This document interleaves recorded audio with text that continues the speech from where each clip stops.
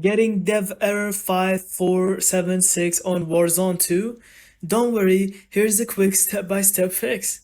First, fully close Warzone 2 and restart your console or PC. This clears out temporary file issues.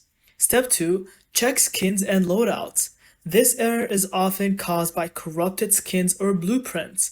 Go into your loadouts, unequip custom skins, and stick to default operators and weapons.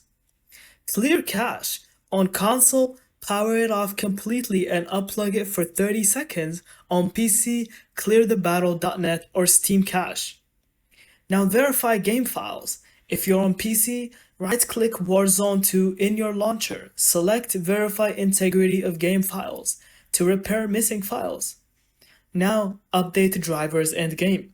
Make sure your graphics drivers are updated and the game is running in the latest patch. Follow these steps and you should be back in Warzone without the dev error.